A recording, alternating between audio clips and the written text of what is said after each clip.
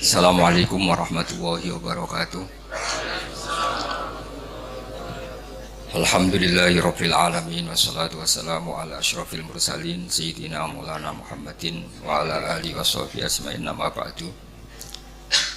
Ingkang sangat kula hormati sedanten keluarga Syekhina Kyai Haji Maimun Zubair, sedanten mawon guru-guru kita semua, Syekhina Abdul bin Ubab, Syekhina Muhammad Naji, sedanten putra-putra ibn bangun ingkang kula hormati. Saya ini bahasa Indonesia nih kersane sing majuran. Saya itu lama sekali nulis tentang Al-Intisar li Madhahibi Syekh. Memang saya tidak niat saya kitabkan atau saya bukukan. Tapi lama sekali kita semua tentu mendengar khas-khas madhab Syekhina yang mungkin secara mainstream ya, secara lazimnya para kiai itu kurang dicocoki. Tapi saya pastikan madhab beliau adalah sangat kuat, baik min haitsus sanad maupun min haitsul manhaj, baik secara sanad maupun secara manhaj. Saya nanti pastikan beberapa kitab, utamanya kitab Ihya nanti saya baca. Bukan niat menggurui, tapi memang saya dan jenengan ini utamanya santri-santri, tentu saya tidak punya niat ngandani para kiai atau memberitahu para kiai, tapi ini utamanya anak-anak. Nanti bisa dicek karena secara akademik akan saya tunjukkan kitabnya apa, halamannya berapa, dan nisbatnya atau korelasi dengan madhab Syekhina kayak apa. Misalnya begini, setiap saya macet di Semarang atau di Jakarta atau di mana saja, dan beberapa orang kaya, misalnya non muslim atau kaya lah, dikawal polisi atau punya otoritas tertentu, misalnya banyak pekerja muslim yang kerja di pabrik Cina atau di pabrik non muslim, itu hati saya menjadi tenang karena wakil gubernurnya itu Gus Yasin. Bukan apa-apa, karena saya akan kesulitan kalau ketemu Allah ditanya di mana al-Islam ya'lu wa la yu'la alaih, karena mereka sudah kaya raya, dipimpin oleh mereka. Tapi kalau saya ditanya Allah, nyatanya yang kuasa itu Cina, pabriknya besar-besar, karyawannya banyak, uangnya banyak, tetap saja di bawah otoritas Gus Yasin. Sehingga kita jawabnya tuh gampang, masih al-Islam ya'lu wa la yu'la alaih. Begitu juga misalnya menyangkut Bu Mega, kenapa Yai Kerso ketemu Bu Mega itu berkali-kali ngendikan sama saya, aku itu seneng damai ya. Nah Indonesia perang sing kedusan yes aku terus disalahno wong wis tak betah-betah, sementing Indonesia damai, ora ono safku dima, ora ono darah napa mengalir. Tentu kita tahu dalam kaidah Darul Mafasid muqaddamun ala jalbil masalih. Jadi saya pastikan madhabus Syekh ini selain punya sanad yang qawi, juga punya manhaj yang qawi.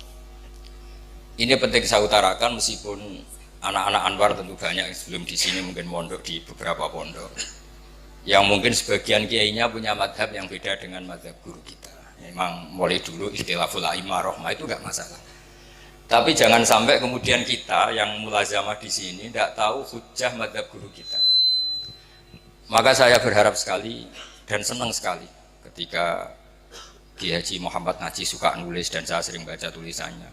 Gus Yofur juga suka nulis, Gus Kamil juga jabat ketua DPRD Rembang. Karena kalau misalnya kita-kita ini tidak jabat, kemudian ditanya, kita-kita misalnya santri tahta syaukatil kafir atau tahta syaukatil fasik, juga kita kesulitan menjawab. Setidaknya kalau kita tahta syaukatis soleh, kita ketemu Allah itu masih bisa menjawab al-Islam ya'lu wa la yu'la. Jadi ini beberapa intisar ya, intisar di madhabi Syekhina. Saya memang tidak mempersiapkan khusus, tapi memang saya sudah lama sekali menulis tentang itu. Dan beberapa kali saya talaki sifahan dengan Mbah Mun, dengan Syekhina, dengan guru kita semua. Dan beberapa kali saya tanya, Yai, kenapa demikian? Mesti jawabnya Mbah Mun itu, terus pokoknya kata beliau ini, sanurihim ayatina fil afaq. Terus pernah saya tanya, itu saya ketemu di Medina, tak tanya, him itu rujuknya teng sinten, ya sapa wae. Mboten tiyang Islam tok, wong him kok wong Islam tok, ya sapa wae. Terus saya tanya lagi, Niki model Bakarim nopo Basiber. Ya domber ya pokoknya sapa wae kan. Karena masyhur beliau sering guyon kalau Basiber itu ma'ruf. Kalau merujukkan domber itu ces pulang pakem. Kalau Mbah Karim terkenalnya pokoknya mengkono-mengkono. So him ya mengkono-mengkono, wadalika ya mengkono-mengkono, lahu ya mengkono-mengkono. Dan kita tahu beliau murid Basiber, walidnya sendiri juga murid Mbah Karim. Selain nantinya juga muridnya Sayyid Alawi, Syekh Yasin bin Isa Al-Fadil. Sehingga kita punya guyonan dalam karangan-karangan ulama internasional. Suatu saat ada orang Syiah sama orang Sunni itu berdebat. Ini barokahnya domirnya model Bakarim. Berdebatnya itu ayyuhuma afdal, Ali dan Abu Bakar ayyuhuma afdal. Yang paling afdal siapa? Yang satu Sunni, yang satu Syi'i. Kita tahu kan kalau yang Sunni mesti Abu Bakar, kalau yang Syi'i Ali. Si ulama ini pinter karena nggak mau resiko melihat orang debat. Jawabnya itu mangkanat bintuhu tahtahu. Itu semuanya keplok, padahal nggak tahu maknanya apa. Karena pikirannya orang Sunni ya kalau maknanya iman iku wong kanat kang ono sapa bintuhu anak wedok iman iku tahtahu ono ing bawahe Kanjeng Nabi. Berarti siapa? Abu Bakar, fa inna Aisyata tahta yadi Rasulillah sallallahu alaihi wasallam. Tapi perasaannya orang Syiah itu man iku wong kanat kang ono sapa bintuhu putrine Nabi iku tahtahu ono ing ngisore man. Berarti siapa? Ali, fa inna Fatimah tahta Ali. Itu semuanya keplok sama-sama nggak paham karena baru kayak mengkono tadi. Hu itu rujunya kemana ya? Jadi man kanat bintuhu tahtahu. Kamu merujukkan kemana kalau bintuhu? Sehingga yang Syiah ya puas karena dikira bintuhu itu siapa? Man iku wong kanat kang ono sapa bintuhu putrine Nabi ku tahtahu. Berarti siapa? Sayyidina Ali. Kalau ahli sunnah maknanya man iku wong kanat kang ono sapa bintuhu putrine Abu Bakar itu tahtahu ono ing sore mengkono. Ya artinya siapa? Kanjeng Nabi. Berarti siapa? Ya Abu Bakar. Jadi ini penting sekali. Jadi saya membela mazhabnya guru kita Mbah Mun itu bukan karena sekedar kita muridnya atau ingin menyenangkan beliau itu enggak. Tapi satu tasdek sing al-qawahabi yang kita siap ketemu Allah dengan mazhab itu. Kita tentu tidak siap kan, misalnya ditanya Allah kayak apa hegemoni Cina, hegemoni orang-orang fasik menguasai sekian perdagangan apa-apa, dan itu bisa membeli jabatan, membeli pejabat. Kemudian kita tidak punya kiat supaya mereka itu tahtana, supaya mereka itu tahta syaukatina. Loh, saya tidak politik, saya tidak DPR, justru itu saya fair, hanya membela secara ilmu. Kalau saya Ma'ruf Amin mungkin Pak Dum wakil presiden gitu. Saya ini tidak Ma'ruf Amin. Saya benar-benar teman sampean yang nggak jelas ini, tapi justru bagus nggak jelas. Ketok menusane. Jadi ini penting, ini saya baca saja, saya tunjukkan beberapa halaman ini, terutama yang ma'arif supaya jelas. Ini di kitab saya cetakan Darul Fikr atau cetakan juga ada yang cetakan DKI, ada yang cetakan Toha Putra. Ini saya sebut 3 cetakan karena saya punya adat. Kalau kitab induk, terutama yang membela Syekhina itu saya sampai punya 3 naskah. Jaga ini kalau ada naskah salah, saya tahu. Di antara yang dikatakan Imam Ghazali dan sudah saya cek di sarahnya yaitu di Ithaf. Karena resikonya matan kadang dikritik apa? Syarah. Kita tahu kan misalnya Takrib mengatakan mabid di Mina itu sunat, kemudian oleh syarah dibenarkan kalau itu apa? Wajib. Di antara yang dikatakan beliau Imam Ghazali adalah begini, ini untuk anak-anak dan terutama ma'arif supaya di dokumen.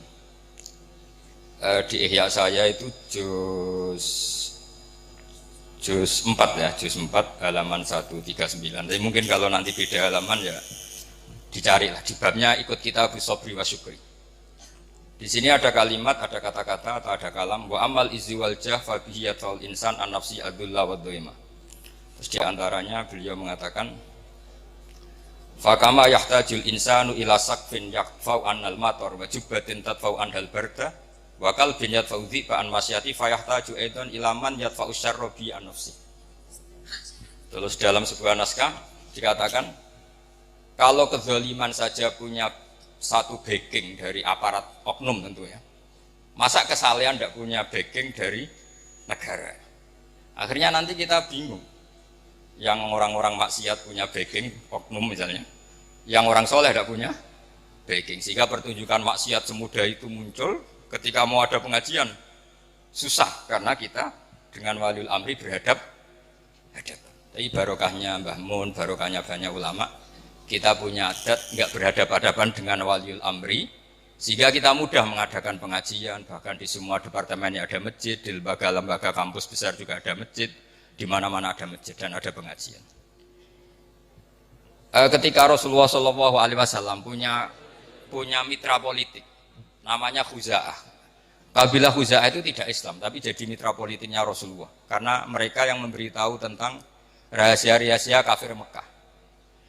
Itu oleh Ibnu Hajar Al Asqalani ketika cerita itu. Cerita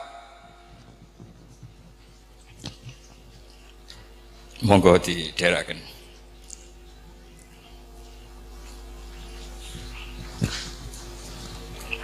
Iya, ben kok buka.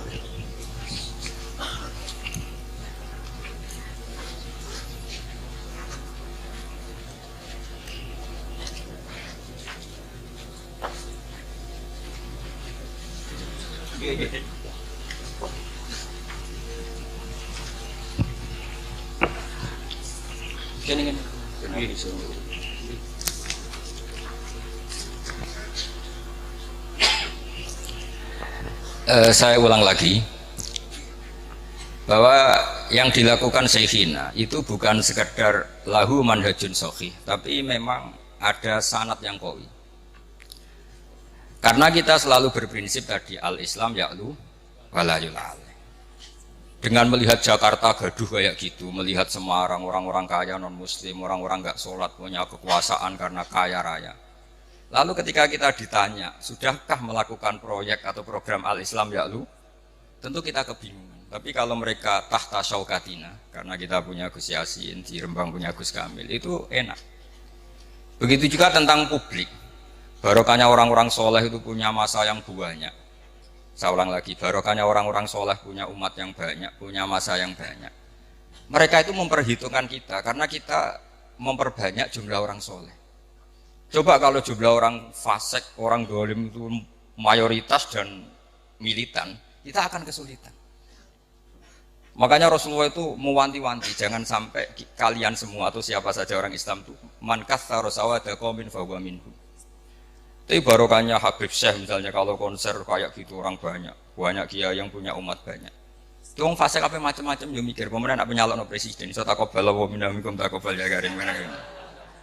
Tapi kalau kita misalnya tadi ngajinya sufi tapi nggak mau ilmu, kiai para pejabat paling duit tok, golek pengaruh, golek syuhrat tok. Nah, itu resikonya sufi tambah ilmu. Itu mungkin yang sering di alam kecilkan bangun zada khusyuan zada jalan. Itu sampean harus hafal semua itu. Dan harus dihafalin sampai mati itu wiridan apa?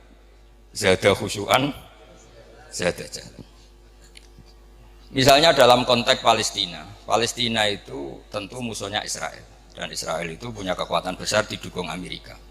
Kemudian Indonesia membela Palestina. Membela Palestina kemudian diikuti oleh orang-orang Eropa. Dan non-Muslim, orang Eropa itu non-Muslim. Lalu pertanyaannya, apakah orang Palestina kemudian berarti mualah sama orang kafir? Karena orang Palestina harus mualah sama apa? Orang-orang apa? Eropa. Apa tidak?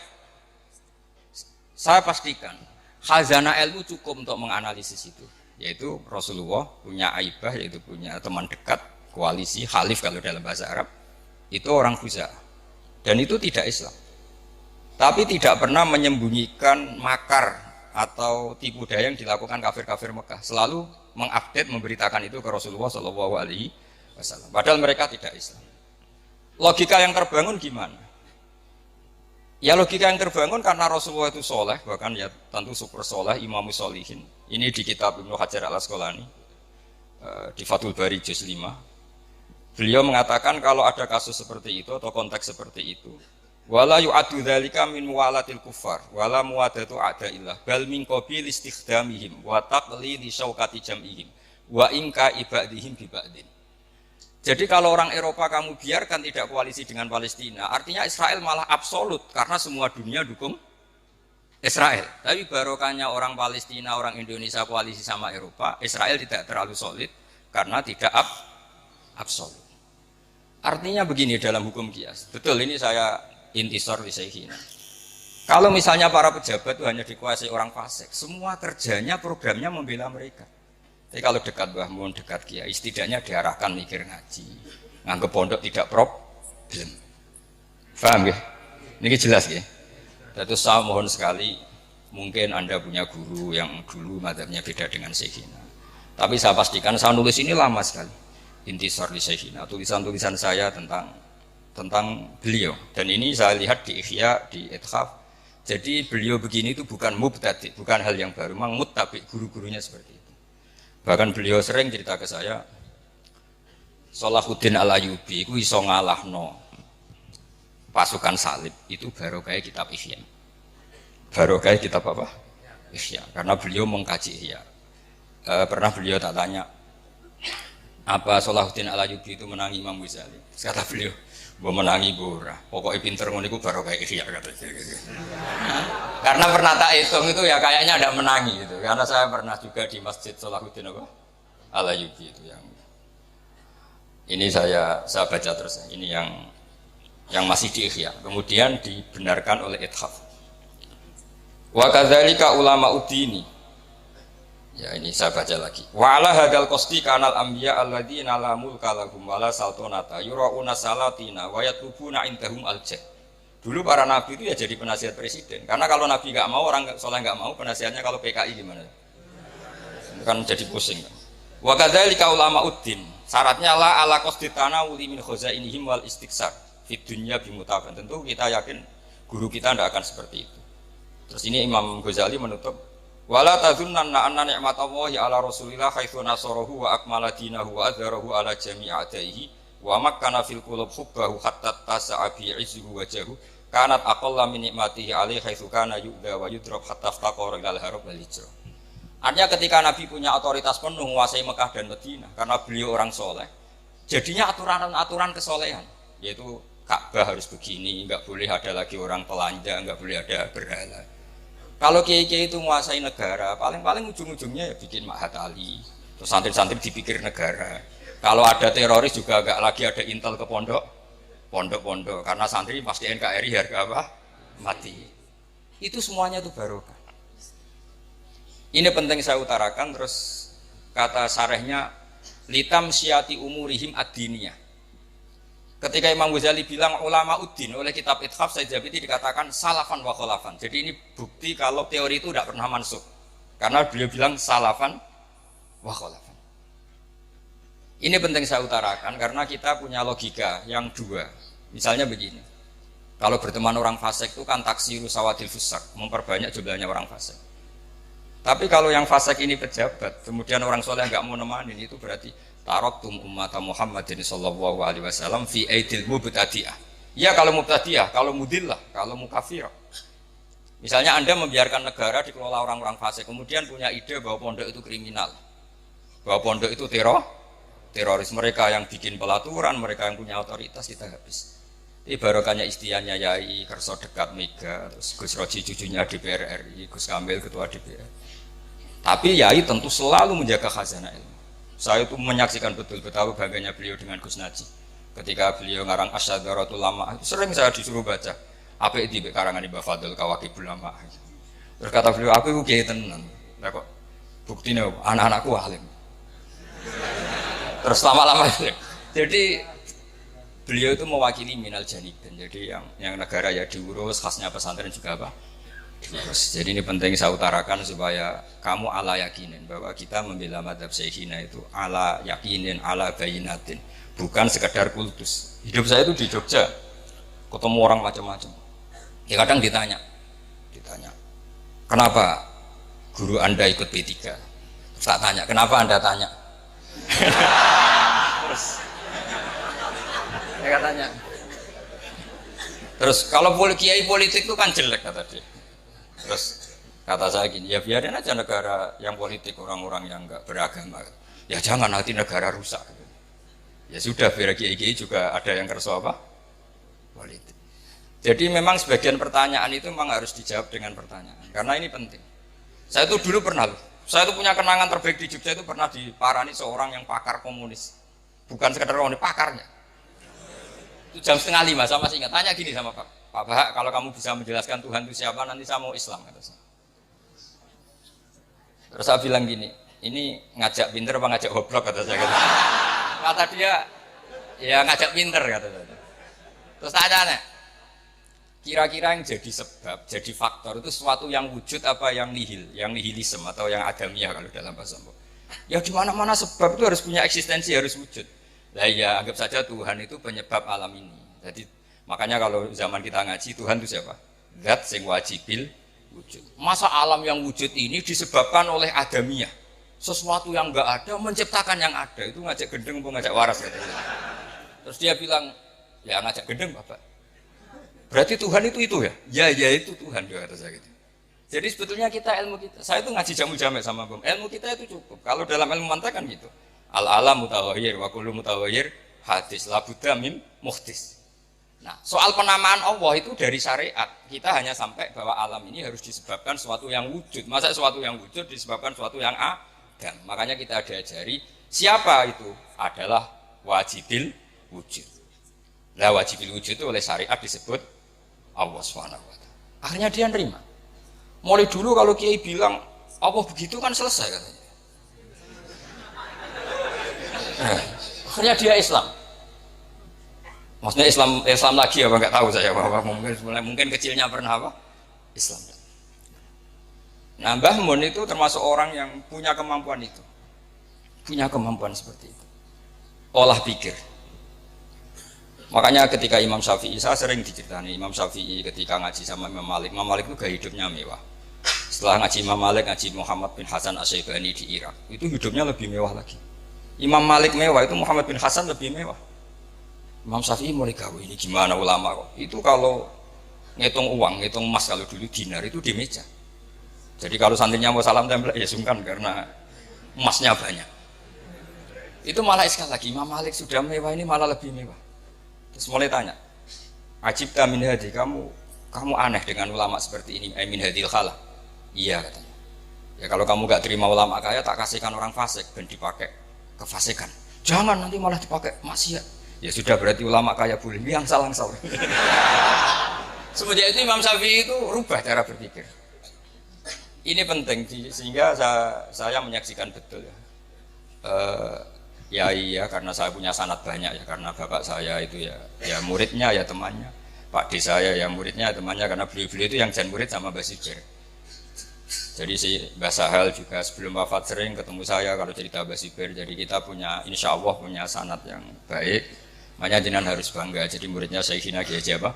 Memang Sibir. Saya Umar Hafid kalau muji Mbah Mun Sundul Langit karena beliau yang menangi Sayyid Alawi. Saya bisa tafsir begini ya baru kayaknya Mbah Mun, karena Mbah Mun itu nggak pernah nggak ngendikan ulumul Quran.